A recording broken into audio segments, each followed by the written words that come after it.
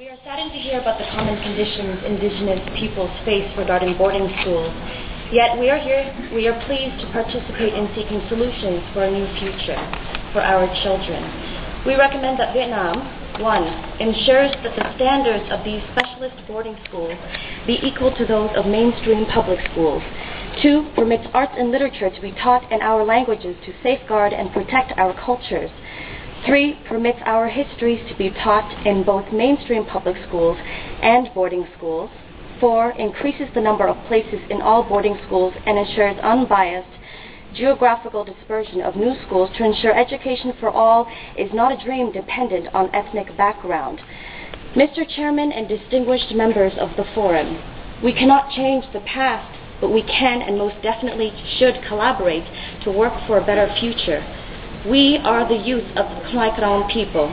We have great recommendations for the UNPFII, but a few key questions that we pose each and every year remain unanswered.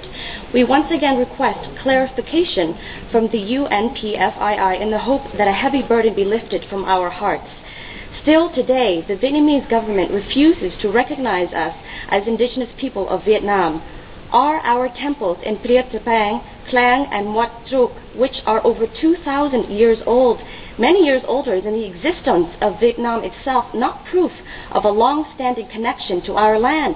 Is there a separate rule for Vietnam which states that our long history and distinct culture and tradition are worthless when designating indigenous status?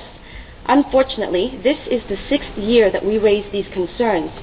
We therefore recommend 1, that the permanent forum set up a half-day discussion on mechanisms for the representation of unrecognized and marginalized peoples who are not respected by their governments. 2, that the permanent forum set up a commission on the definition of indigenous people, which then seeks an invitation from the Vietnamese government.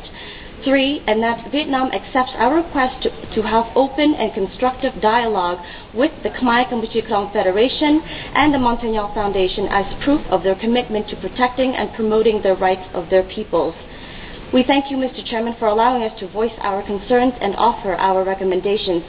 We hope that 2010 marks the year that fruitful collaboration commences so that we find ourselves in a different position at the historic 10th session next year. We have come here for the past 6 years to learn and try to understand ways to help our youth at home where they are silenced and living in fear due to the human rights violations. During this time, NGOs such as Human Rights Watch and governments recognize the human rights violations in international law. I humbly ask you again, if we are not here to represent our youth today at the UNPFII, who will? Vietnam has wanted to silence us. However, we sincerely will continue speaking the truth.